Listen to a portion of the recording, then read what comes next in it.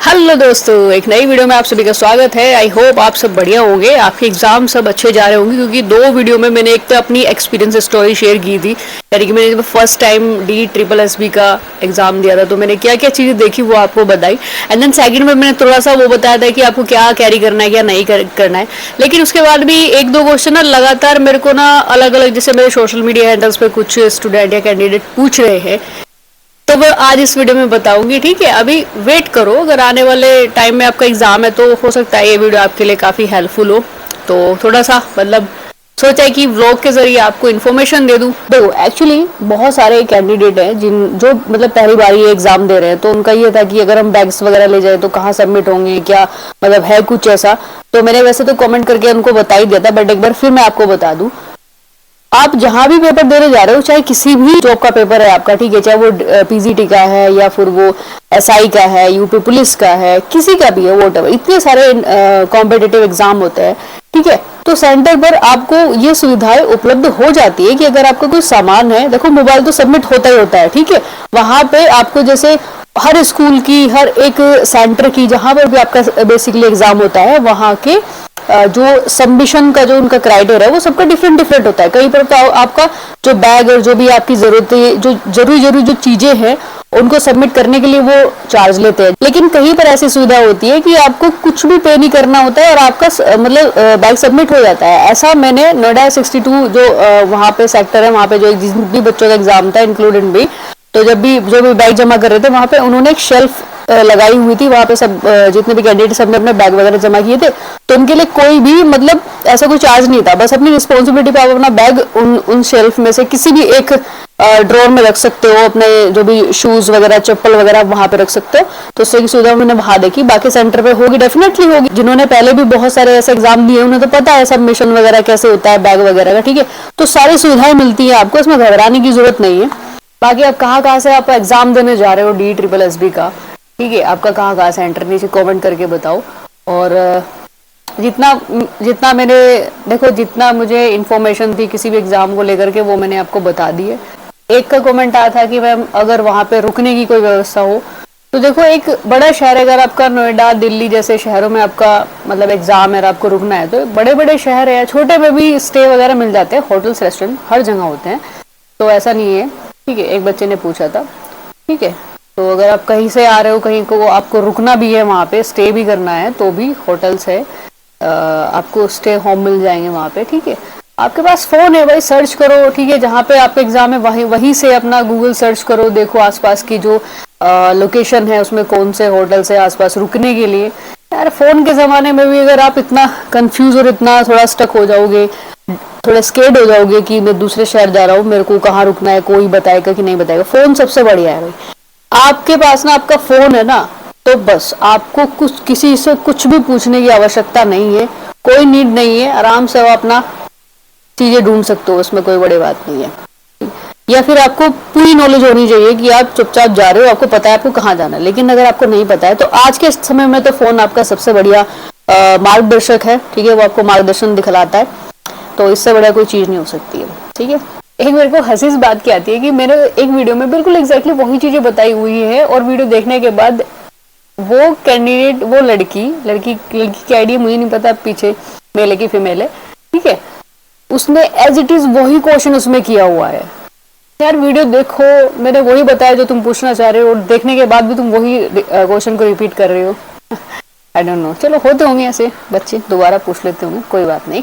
ठीक है, क्वेश्चन पूछने में कोई बात नहीं है, क्वेश्चन पूछना चाहिए, जिज्ञासा होनी चाहिए।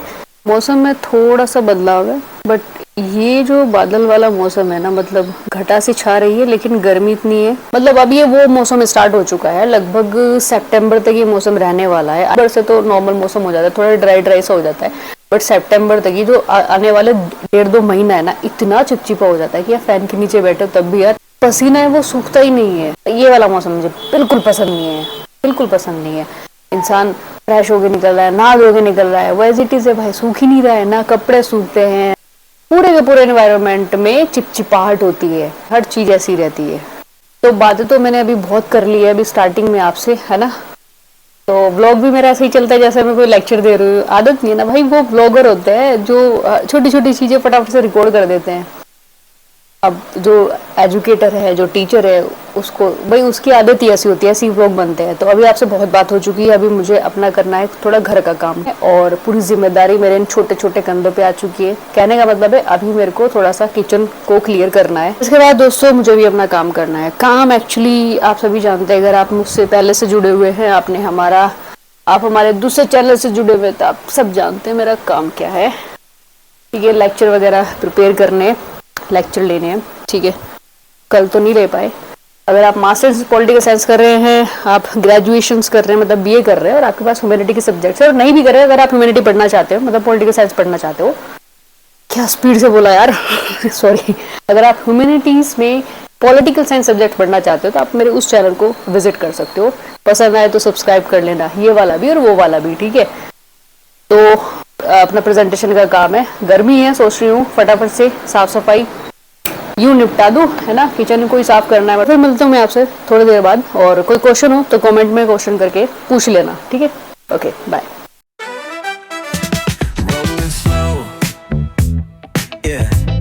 The sun's sinking low. Hitting up the boulevard, see the palm trees glow. Caddy drop top, got the rims on shine. West Coast living where it's always fine. Barbecue grilling, got the smoke in the air. थोड़ी सी energy के लिए यार ये खा लेना चाहिए, है ना, रखा था। कहते हैं ना कि सावन में जिसने घेवर नहीं खाया उसका मतलब सावन कंप्लीट नहीं माना जाता है।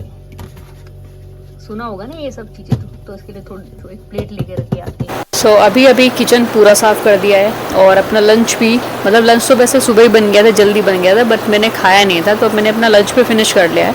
और इसी बीच एक और क्वेश्चन किसी ने किया है कि भाई अभी उनकी शादी हुई रिसेंटली और उनको मतलब जो चूड़ा वगैरह पहनते हैं, जो रिचुअल्स हैं ना, क्योंकि 6 महीने तक या 1 महीने तक या 1 साल तक, तो क्या वो एग्जाम में कैरी कर सकते हैं? तो मैं आपको बता दूं भाई, वहाँ पे आपका सब निकलवा देंगे। मतलब आप जो चूड़ा वगैरह पहनोगे, आप जो मंगलसूत्र है, आपके जितने भी ज्वेलरी सिस्टम है ना, ठीक है, और जो पैरों में मतलब शादी के बाद जो चुट्टियाँ पहनी जाती है वो तक भी निकलवा देंगे।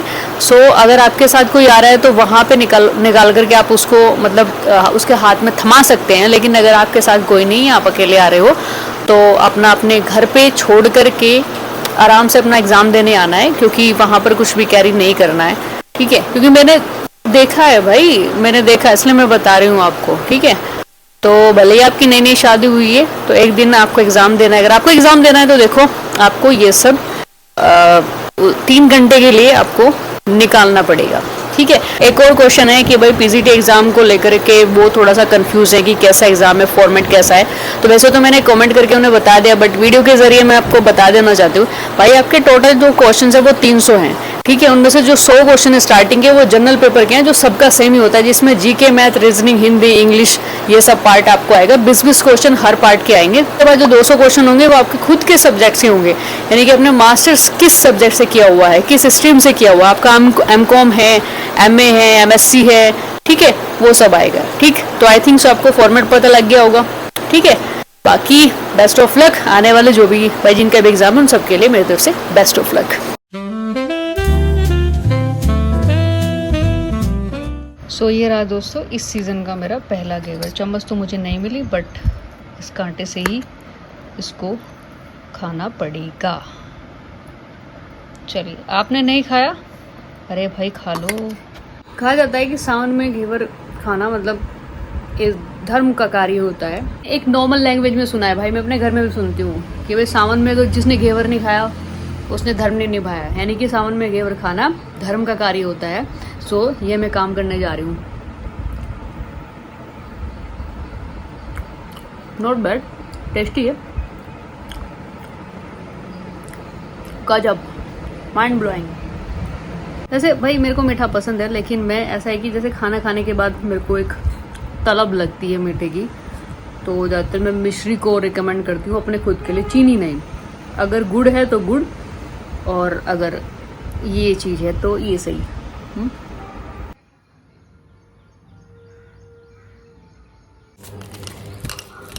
लाइट हमेशा गलत टाइम पर भागती है, जब भी गर्मी पूरी पीक पे होती है ना, 4 बजे बहुत तगड़े वाली गर्मी होती है, तो उस टाइम पे लाइट भाग जाती है और हालत कुछ ऐसी होती है कि नहाने के बाद भी ऐसे बैठे हैं। देखो हाँ, एक चीज़ और है, अच्छा एक इंसान जीने के लिए कुछ भी कर सकता है, मतलब वो किसी भी हद तक जा सकता है अगर उसकी बात सर्वाइव की आती है। ठीक है, आप ये बोलोगे कि फिर तो उसको जानवर ही बोल देते ना। भाई जानवर का तो देखो कह सकते हैं कि जानवर तो है ही, वो तो शिकार करते हैं, जंगलों में रहते हैं, लेकिन इंसान अपनी सभ्यता खो देता है, इंसानियत ख़त्म हो जाती है। ये चीज़ें हाँ, आज मैंने एक मूवी देखी है वाइट आउट, जियो हॉटस्टार पे है, आप देख सकते हो। तो 2 घंटे की मूवी है। तो उस मूवी के अंदर नी नाम का कैरेक्टर है। ठीक है, मतलब स्टार्टिंग में तो उसी को बहुत ज़्यादा एक्सप्लॉइट किया जाता है, बेचारा बहुत सहन करता है। लेकिन ये एक मकड़ी पे मेरी नज़र है जो ऊपर जाने का प्रयास कर रही है, जाले में ऐसे लटकी हुई है और मुझे लगता है कि मेरी तरफ आ रही है। चलो ये दूर चली गई। हाँ, तो मैं बात कर रही थी व्हाइट हाउस की स्टोरी के बारे में कि भाई इंसान बहुत बड़ा नरभक्षी होता है। एक हैंडी नाम का कैरेक्टर है, लास्ट टाइम सर्वाइव करने के लिए, लास्ट तक सर्वाइव करने मतलब जीने के लिए, देखो उसकी इच्छा कुछ नहीं थी। वो उस कैरेक्टर ने अपने जीवन में, जैसे उस मूवी में उसके कैरेक्टर को दिखाएगा, उसने अपने जीवन में कभी किसी को मारा नहीं है, कभी किसी के साथ लड़ाई नहीं की है, और अपने जीवन के लिए, अपने सर्वाइव के लिए, आगे जीने के लिए उसने एक उसके साथ में जो था उसको मार करके उसने उसको खा लिया। ठीक है, क्योंकि जीना था उसे वो। ठीक है, तो वही होता है कि जब आपकी स्थिति ऐसी होती है, जब आपको जीना होता है, सो आप कुछ भी कर सकते हो।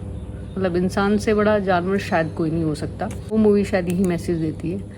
तो मैंने देखा लास्ट में थोड़ा सा, मतलब जो वो इस तरह की एक्टिविटी करता है, तो मैंने अब ऐसे करके देखी। मतलब भाई मैं नहीं देख सकती, लोग देख लेते हैं, बहुत ज़्यादा स्ट्रॉन्ग होते हैं, लेकिन ऐसी सिचुएशंस को मतलब वो खा रहा है।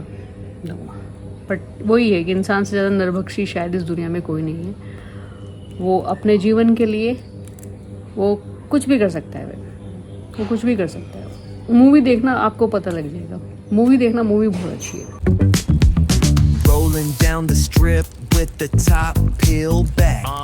Sunshine beaming, yeah, the West where it's at. Ooh, yeah.